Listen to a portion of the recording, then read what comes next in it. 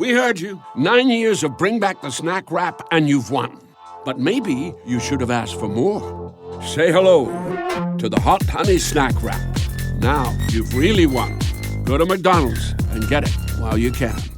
This Valentine's Day, the UPS Store certified packing experts are helping pack and ship all the ways we care. From the lovey-dovey XOXO gifts, gifts for your Galentine's gal pal, even pet gifts for doggy dearest. When you ship UPS Air at the UPS Store, your items arrive on time or your money back, guaranteed at no extra cost, exclusively at the UPS Store U.S. retail locations. Send your Valentines on time at the UPS Store. Visit theupsstore.com/air guarantee for full details. Terms and conditions apply. Welcome to the New Books Network.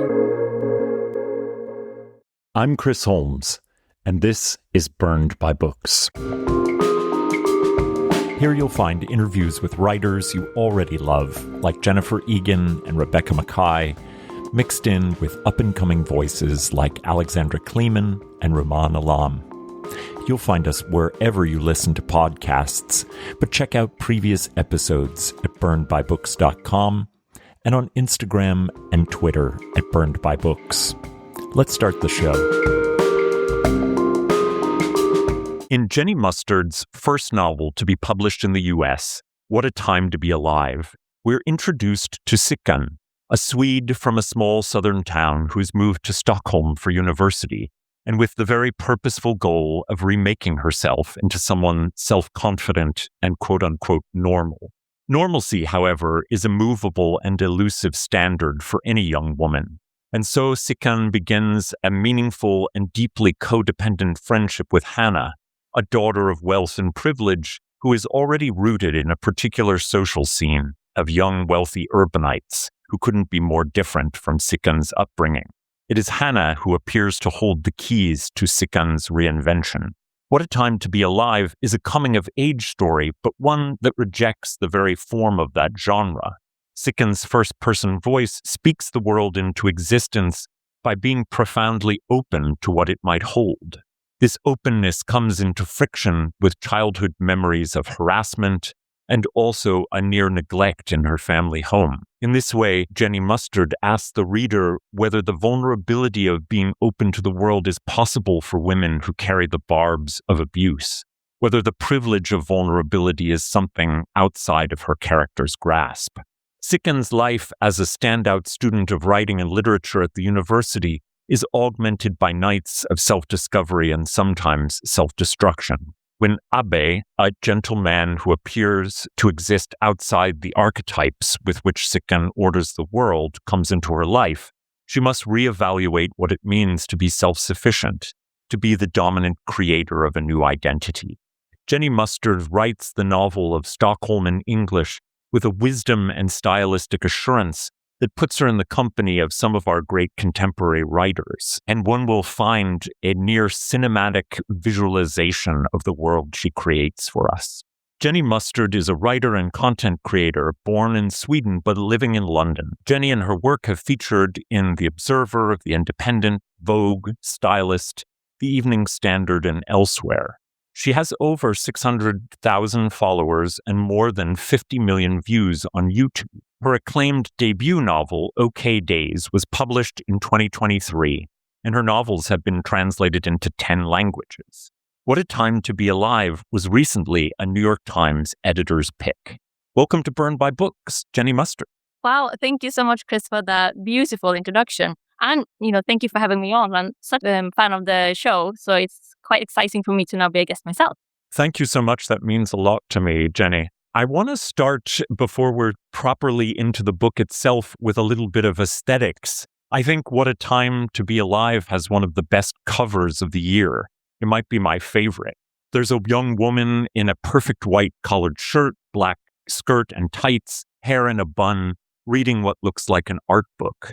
She's sitting, legs pulled up under her on the edge of a couch bed, and next to her, a fire rages. What was your role, if any, in finding this cover painting? And how do you think it resonates with the novel? Thank you so much for saying that, Chris. I absolutely love this cover myself, I have to say. And I was actually quite involved because my publisher had a couple of different suggestions that they sent me. But I had such a strong feeling inside of what I thought that the cover should express and how it should represent the mood of the book. And I felt like me and my publisher, maybe we were a little bit like not on the same page when it came to atmosphere. So I went online and I just looked for artwork, and I stumbled on this beautiful painting by Shannon Cartier-Lucy on Instagram, actually. So I just immediately sent it to my editor and said, can we please use this? It's just exactly the right vibe. And, luckily for me, they went with it. So I'm very pleased. And like you say, there's the young woman who is just sitting there reading an art book where there's a raging fire going on next to her and she's ignoring it. I feel like it kind of captures the sense of the prose of this book, where it's like, I write these like everyday, quite small, quiet moments, but at the same time, there's often a quite extreme emotional turmoil going on. Yeah, I feel like it captured that so perfectly, and I like the way you describe it, because this is a novel of mostly quiet moments, but a sense of something raging in the background, Sikan's background, but also in the background of culture, both in Stockholm, but maybe even globally. And that contrast is so nicely done. The artist must have been thrilled to have her work end up here. I hope so. I actually think that it's a portrait of her niece in this artwork. That was even more fun to have like a personal connection from the artist there as well. That's so nice. I'd love for you to start us off, Jenny, by reading a bit from the beginning of the novel, just to get us a feel of Sikan's voice and introduce us to some of the characters. Sure. This is from the second part of the first chapter. Before today, I have not had much interaction with Hanna Mellberg. I study software development at Stockholm's University, second year, and this spring we share some classes with the technological psychology students, which means Hanna. It is March, and I've seen her in the lecture halls twice a week since January. She's easy to notice because of her look and her way of talking to teachers without raising her hand. She doesn't sit next to the same people every class, but neither do I. You become who you socialize with, so I am careful when choosing company. I have been in Stockholm for a year and a half and have still not made a close friend. I get general invitations from my classmates to things like the pub, and I sometimes go to panel discussions where I see people from class, but I have yet to make one-on-one plans with someone. It always happens that something simple like the pub becomes an insurmountable effort by the time I have to leave my room in the student corridor. I often cancel and stay inside and watch Buffy Series 5 and feel disappointed. Socializing is an activity that drains me both before and after the event. Before is a struggle to leave home with all the nightmare scenarios of things going terribly playing inside my head. Returning home after, I feel bulldozed, skin tense from aggressive smiling. The morning after, I get the hangover. An anxiety so acute as to be life-changing, methodically going over the evening's word-for-word dialogue. The faults I find in my behavior, I will convince myself to be apocalyptic, ruining any chance of me ever being liked or beautiful. Accepting a social invitation will invariably lead to this chain of mental acrobatics. So although I know humans need company, it is much easier to simply stay home. I have met people at Universitetet who behave like the person I want to become. Kind, smart, with easy manners and nice taste in clothes. But so far I have been too timid to ask anyone out. Going home with Hanna, though, is not choosing company carefully. It's the opposite. She's the antithesis to the person I want to become. She seems kind and smart, yes, but has neither easy manners nor nice taste in clothes. Once I met her on my way out to the library, a large building with exposed brick walls where every whisper becomes a hush, mingling with other hums and murmurs. I had borrowed a book on software and societal advancement because I sometimes lose study motivation when code doesn't connect to off-screen human evolution. Hanna stopped me in the doorway by the electronic gates detecting book thefts. "What did you pull?" she asked. She scratched her hair with rasping nails. "Pull? Did you borrow a book?" "Oh, yes, I did. One book." I didn't want to show her because it was not part of the syllabus, and also maybe it was weird. My elbow pressed the tote bag shut. "Are you not going to tell me which one?" She laughed a little, as if this amused or confused her. I picked up the book to show her because now I had no choice. "Yes, that one is quite good. It has these nice, tangible examples." And then she said, "I think you like it." What surprised me was not Hanna having read it, because actually she seemed like a person who would. What surprised me was her view of me as someone who would also read this book and enjoy it. I knew it was not allowed to ask what had given her this impression, so I put the book in my tote and went home and started reading it immediately, as if for clues. I've seen her now and then at school things or in some beer cafe or by the ground floor kiosk of our apartment building. One time she bought a huge green apple and bit into it right there in front of everyone. A violent bite without teeth. And seeing this made my saliva gland stung from the imagined acidity. But mostly she buys a cafe and cinnamon bun combo for 25 krona to bring to morning class. She doesn't unroll the cinnamon bun from the outside in like you're supposed to. Instead, she bites straight in as if impatient for the gooey core. Thank you so much. That's lovely to hear you read that. And I think that that moment with the cinnamon bun is actually quite important for understanding Hannah and also understanding Sikan's attraction to her. This idea that she does not feel that she needs to hold herself back from the world, and that there are things of pleasure and delight and experience that she can simply just bite into. Can you talk a little bit about how that is appealing to Sikan and also kind of dangerous as well? Yes, so Sikan, she's been bullied her whole life. She's been ostracized by her peers throughout her bulliest when she grew up in a Swedish small town in the southern of Sweden. So when she moves to Stockholm, she's quite adamant to start fresh and to, be this well-adjusted and well-liked person, to not be weird. So she is quite obsessed with correctness, the correct way of doing things, the correct way to speak and dress, and how to signal sanity, basically, to not be picked out as one of the abnormal ones. And then she meets Hannah, who is, at least on the surface, she's really quite open with how little she cares about what people think about her. I think she does care more than she lets on, but the way that she communicates with Sikan, she shows that she's quite free, like freed from society's sort of, this is the way society looks at women, especially, and how females should be. So I think Sikan is definitely attracted to Hannah for this reason, almost, without understanding why, because she thinks that she should be drawn to these more, popular, well-adjusted people. But I think, seeing someone like Hannah being so free, it's almost like catnip to she becomes so curious to how a person can kind of, dislocate herself from this whole apparatus of popularity and fitting in. I love the description of catnip, because that certainly, she does sort of like follow it almost like a drug. It's intoxicating for her. This is so much a Stockholm novel. Östermalm, Södermalm, Skansen, Gamla stan. You give us a ground level view of a city that doesn't necessarily have a pronounced literary tradition in novels written in English. I'm sure you were imagining both a Swedish and Anglo-American audience for this novel. But how did you balance familiarity with the city with introducing readers to one of the great Northern European cities? That's such an interesting question because, up until this point when you asked me this, I haven't actually pictured Swedish people reading this book. Oh, really? That's so fascinating. Tell me why.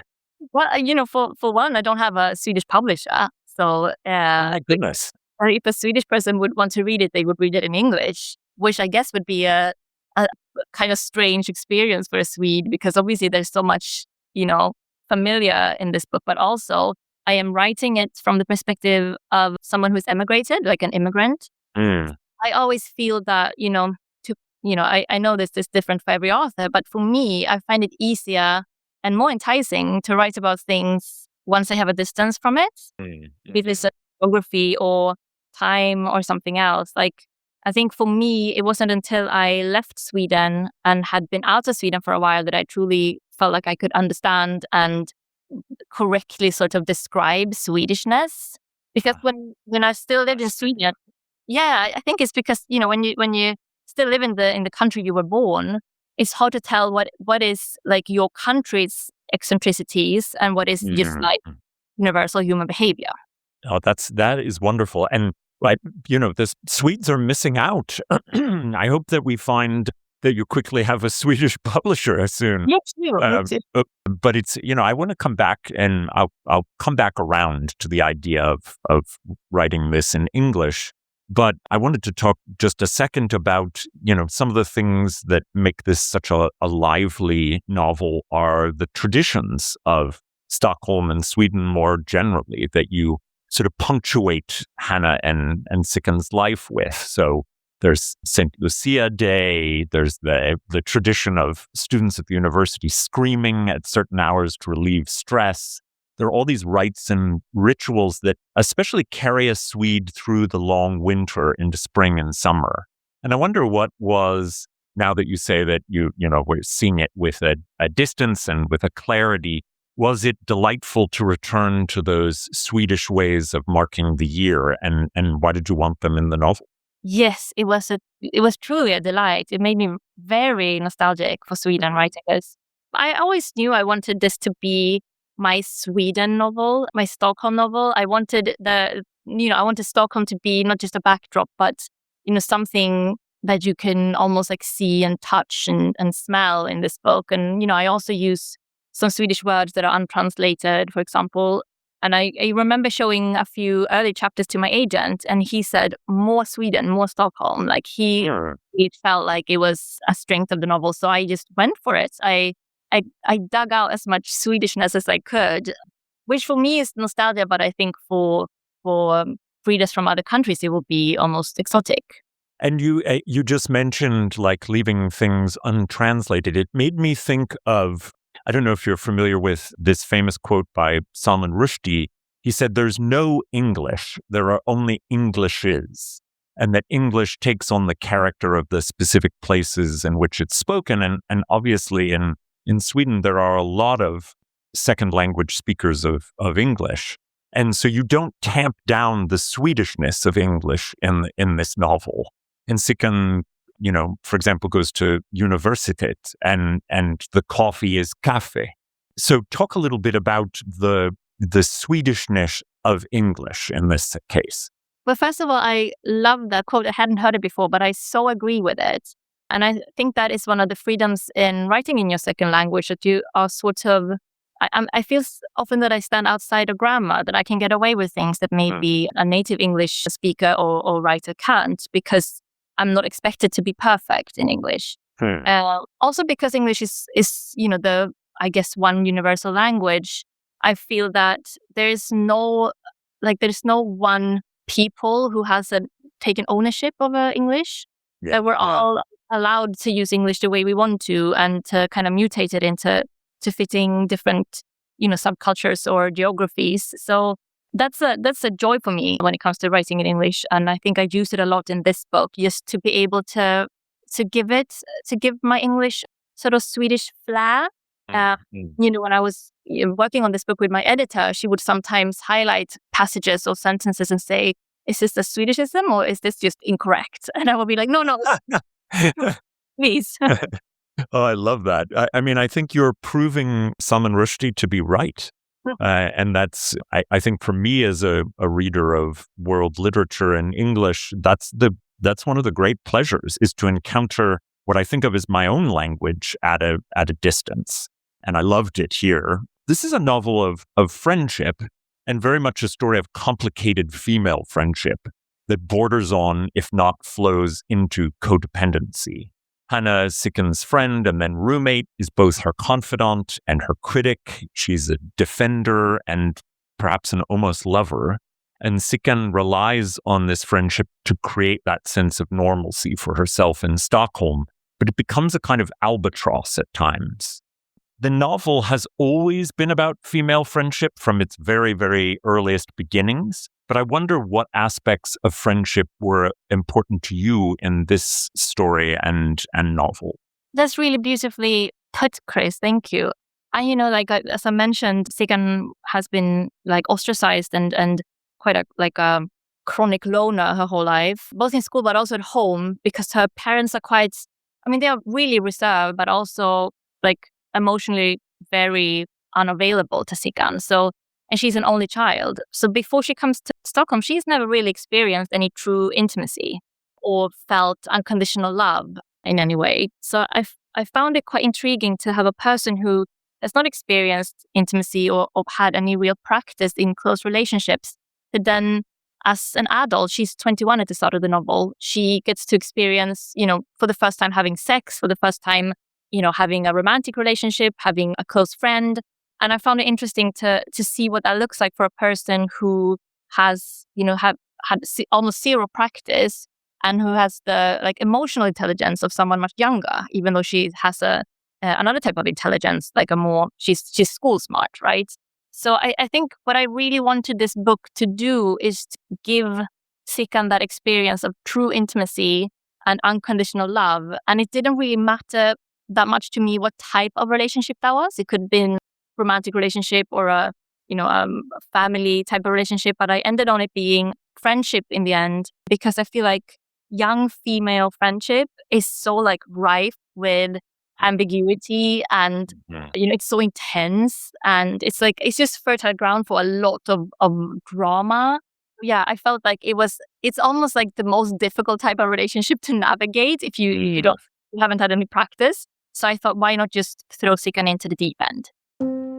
Kids, they grow up so fast. One day they're taking their first steps, and the next, they don't fit into the tiny sneakers they took them in.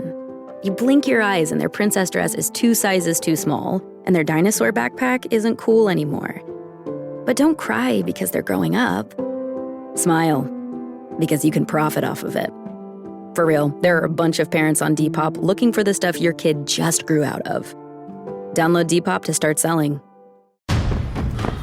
There's a world where legends race across city skylines, romance blossoms in glittering ballrooms, and there's magic around every corner.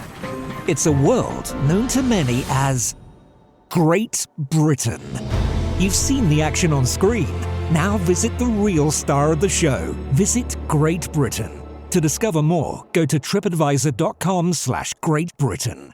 Yeah, and I hadn't put it precisely in those terms in my mind, that she doesn't have practice. And so this is all first-time things. Like there's the very interesting, early moments where before she's met Hannah, where she's kind of like testing out sleeping with men that she can pick up at bars, and she doesn't have any practice in it, but then she realizes quickly she has sort of this extraordinary power that comes with some fear, but that, seemingly no one will say no to her. And she has bad experiences, but she also has good experiences. And it's this interesting way of practicing. Yeah, I think Sikan, more than anything, she's a student at heart. Like she will attack almost any situation like a student would. And she does the same with, losing her virginity. She like you say, she picks up men in bars and practices having sex before she tries to have sex with someone that she actually cares about. And also, I think that, if we stay at like her sexual encounters, I wanted to write a book about, a woman having a lot of sex and a lot of good sex and not being punished for it. I mean, she does have some quite awful, sexual experiences as well in this book. But mostly she has like really good sex and she allows her to be a sexual being. And I think that was very important to me to show that, like, even though she is like an eccentric, quite awkward person, she has this drive and urge to express herself, even if she can't always do it verbally, to do it like through having sex or through her clothes or through, just her interests in books and films. So I wanted it to be it's a sad book, but I also wanted it to be a lot of joy. And I think a lot of the sections in this book is actually quite joyful. Yeah, and it's a reclaiming that I think women often feel they are denied. And it's, Sikan has this foundational experience of being essentially sexually harassed, if not abused, by young boys in the small city of her childhood. And she says it at one moment that she, amongst all the women on the internet as well, have failed to have an antenna to predict when men will be cruel or violent. And so to also give her the opportunity to have joy and ease and acceptance of pleasure is something kind of radical. And I wonder if you discuss what might be some dissonance between her early sense of disgust in her own body and self, and then how that plays out as, an attempt to have a kind of freedom of pleasure later. That's very interesting. I haven't thought about it that way. But yeah, obviously her first time, she's very nervous and she has sex with a stranger that she meets in a hotel. But that turns out to be a good experience for her. So Yeah. she has this. I think she gets. I'm not sure if this expression works in English, but she gets like air under her wings from that. Okay. Nice. Yeah. Yeah. So the coming exposure she has to sex is like almost built on top of this first pleasurable encounter. Um, so it could have gone the other way around, but luckily her first experience was a joyful one. So I think she just rides on that wave. Okay. Yeah. I want to talk about the style for a second in What a Time to Be Alive. Some of your blurbs and reviews have referenced similarities to Rachel Cusk, but I found a lot of Sally Rooney to be present here in the way that you harness minimalistic description to create a cinematic sense of a scene. That a lot of times feels like magic to me from the outside, because it's hard to like put a finger on a moment or a description in which you say, this brought an image into my head. But I wonder how you would describe the style of your writing and who your influences are when you think about your craft. Wow, I take the Sally Rooney comparison as the hugest compliment. Thank you for that. And I can see where you're coming from in the sense that, like you say, I do descriptions quite sparingly. I feel that when it comes to descriptions, I don't really want there to be description for the sake of description. I always want it to be filtered through the narrator so that the description both describes the setting, but also says something about the emotional mood of the character. So perhaps that's why sometimes I can feel like a single sentence is enough to set the mood or the atmosphere of the scene. When it comes to influences, I read a lot of Japanese fiction. Oh, fascinating. Who do you like? Probably my absolute favorite is Banana Yoshimoto. Have you read her? Yeah, I was a Japanese major in college, and I translated some of her early stories as part of my thesis project. So I love her very much.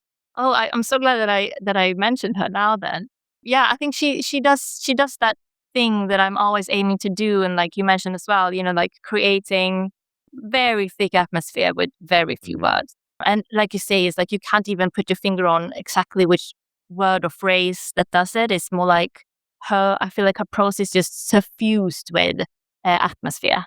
So she's a big influence to me. That's a great way to describe her, and I see now the way in which there's her influence and a dialogue between the two of you. And she's certainly interested in women trying to kind of create themselves to find something like a normalcy in a world that seems to want to prevent that. So there's a lot of interesting webs that I think you've drawn between Banana and yourself. So Siken begins a relationship with Abe, a Spanish Swede, in a moment of near violence with a terrible man at a party. Their relationship grows beautifully in many ways, but Abe's own struggles with violence begin to mirror the kind of early trauma that Siken carries with her. You've given us a love story where much of the story is conjured by one person in the couple, only to find they may have misjudged their intimate partner's relationship to them.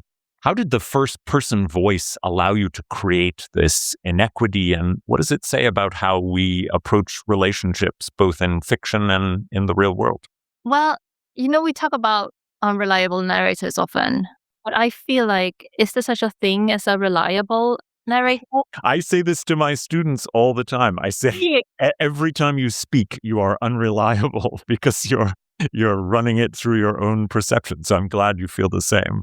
Yeah, I exactly feel that way. I feel like we can't trust our own memories. Everything is filtered through our own worldview. So it makes it, creating this relationship where initially there is probably like an equal amount of interest from both parties, but then, as the relationship progresses, Abe realizes that maybe he's not ready for the type of relationship that Sikan wants to have.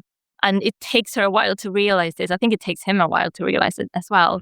Mm-hmm. But she is so, she's so in love, and she's so hoping and willing that this will work out in the end, and that the two of them will continue on together, that she will find signs of a happy ending rather than maybe realizing the reality. And this is why I love writing in first person, is because you can create so much ambiguity from the narrator that it translates as ambiguity to the reader as well. It keeps everyone on their toes, I guess. Yeah. So I think that kind of almost claustrophobic closeness to a narrator you get in first person, the immediacy of that is just unparalleled when it comes to creating interesting relationships, or like the discussion that narrators have about their own relationships. That's really nicely said. Class is profoundly important to Sikan's understanding and experience of the world, especially as she enters Hannah's cosmopolitan social life where cost of living and partying goes largely unnoticed. Meanwhile, Sikan must constantly hustle to support this new lifestyle, which will eventually involve living in Hannah's apartment in a very upscale neighborhood in Stockholm. There are two interesting things going on here for me as a particular kind of reader, an American reader. And the one is that Sikan's parents essentially choose a kind of social class by not having a certain kind of ambition in their careers. So you make it clear that they could have perhaps sought more permanent professorships, but end up in these sort of research jobs where they don't make a lot of money and kind of contain themselves within a certain social class. But then I also think many American readers misunderstand how class works in a socialist democracy like Sweden. So can you talk about those two peculiarities of class in the novel? Yes, definitely. It's fascinating to me to write about the class system in Sweden because, the differences between the different classes are very small. So, you have a working class that makes more or less the same amount of money as the middle class. You have a very small upper class that makes a bit more, but it's not like it is here in London where the differences of lifestyle between the classes is huge. So nearly as big as our catastrophe here. I mean, it's I don't want to sound anti-American, but the class system has gone a bit rogue over there, hasn't it? No, you're not anti-American. You're just truthful. It's an abomination, let's say. Very scary. So that's one of the reasons why Sikan's parents, who are both of them they're extremely intrigued by their own research subjects, and they really just want to be left alone to the mother is a physicist and the father is a biologist, and they just want to do their research projects, and they don't really care about money, because in Sweden, even if you don't have a lot of money and even if you financially belong to the working class or one of the underclasses, it still means that you will have a nice life, free healthcare, free university, free childcare. So you don't really need to make money. You can choose to not make a lot of money and still live safely. But for Sikan, she resents this with her parents because she thinks that one of the reasons that she has been bullied is because she, can't afford new clothes, and sort of her way of being signals poverty, even though she's technically not poor because she is safe. Which is, I think, is a fascinating thing to discuss in this book, because it means that your social class isn't strictly financial. It's more about where you fit into the social hierarchy. And is it about cultural capital more than capital? I would say so in Sweden, yes. I think it's changing a bit. Like, we've had more right-wing governments lately, and I think the divide has been growing since I lived in Sweden. But when I grew up in Sweden, you couldn't really tell who belonged to which class, except for maybe a slight difference in, how you pronounce certain type of words or what type of music you're into. So yeah, I wanted to explore that. Like, what does it mean to have a class system that's only really a social thing more than anything else? Well, you both make me deeply, deeply jealous of a world in which those class divisions are less apparent, but also sad that may be slipping away from Sweden. But I think you do such a nice job balancing and handling those kind of small differences of cultural capital when you're talking about entering Hannah's life and wanting to have connections to those things that carry a different kind of value. I didn't know this about you until I had already read and loved the novel, but you have this massive audience for your social media videos, which are about feminism and fashion and culture broadly. And so I thought it was perhaps very notable then that Sikkan largely avoids the online world. She even chastises herself for longing for a text notification on her phone. And I wonder what made you want to make Sikkan's world really kind of avoid and in some ways be fearful of that online existence. It felt realistic to me that someone who has been quite harshly bullied her whole childhood would be deeply skeptical of, inviting social milieus into her home. I think that she's also such a sensitive soul. Like, she's extremely sensitive, and just like Yes. reading about news or being involved in political discussions, almost everything will rattle her and make her sort of almost lose hope in humanity. So she's I think rightly fearful of her phone, and I think that it's important to her to learn as an adult to stay away from too much noise. But also, I wanted this book to feel a bit timeless. I didn't want to mention different apps or make it too contemporary because I feel like for me, I haven't lived in Stockholm for such a long time that I wanted it to be, this book could be set in 2010 or, in 2030. It doesn't really matter.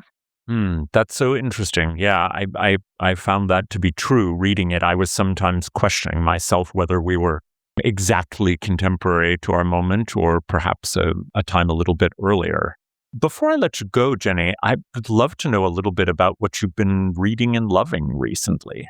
I have been reading, I have two recommendations for you, Chris. I'm pretty sure you have at least heard of, if not read, Things in Nature Merely Grow by Ian Lee. Oh, yes. Yeah, it's on my TBR pile. Tell me why you love it. Well, I have to warn you, though, that it's a very difficult read. It's not something you should read when you're having a tough day. It's a memoir. Ian Lee writes about the suicide of her two sons who committed suicide, I think, with 7 years apart. And basically, it's just like the most exquisite meditation on grief. I have not read anything like this ever. I feel like just writing this is such an extreme act of generosity to it is to the world, because, all of us will go through grief and we will, we will lose close ones in one way or another. And I think this book will be a really good company to you whenever you go through something dark like that. And also, it's like what I appreciate about it, it's not there to comfort you. It doesn't comfort at all. It's more just keep you company and say that this is what we go through and this is what it looks like, and it's abysmal. It's black, it's dark, and it changes you as a person. I can't even tell you how many times I teared up reading this. Like, I usually never cry, but I even afterwards when I put it down, I had a drink with my partner.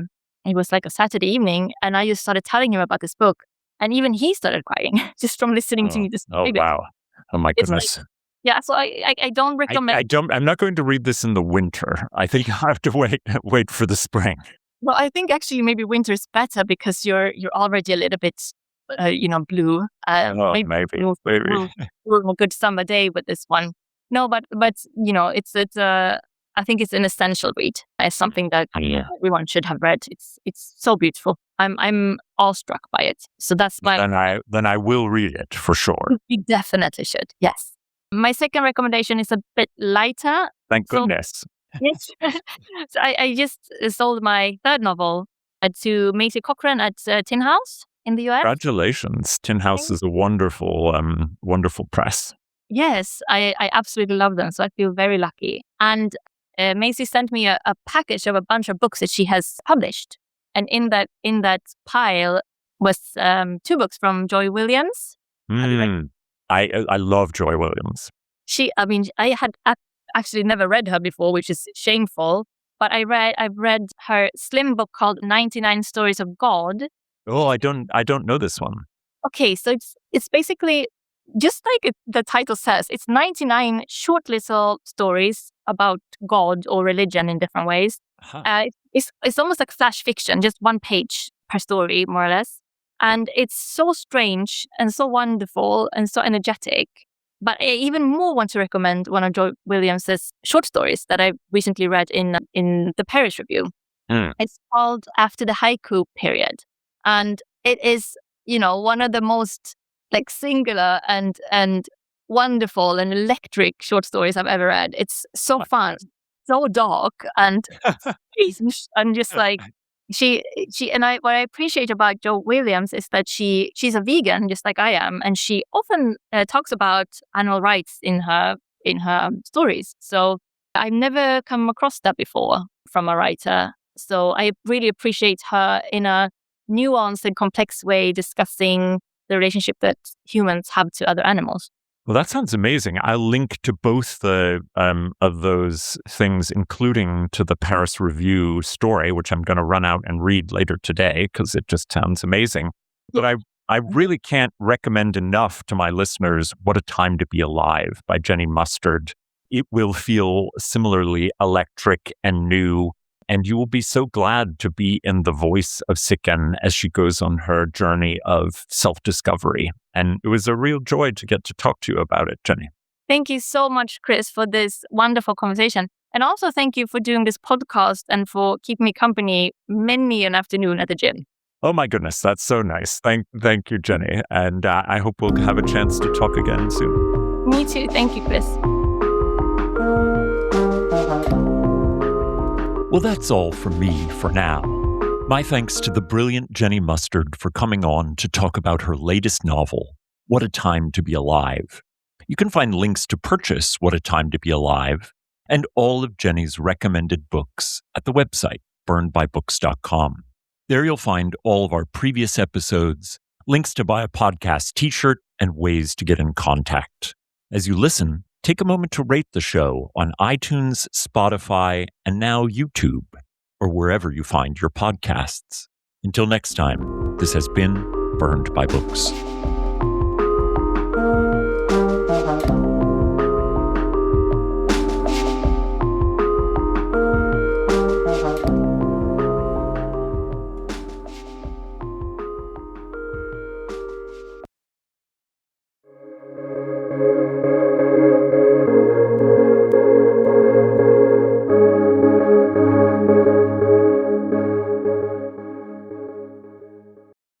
Well, the holidays have come and gone once again, but if you've forgotten to get that special someone in your life a gift, well, Mint Mobile is extending their holiday offer of half off unlimited wireless. So here's the idea. You get it now, you call it an early present for next year. What do you have to lose?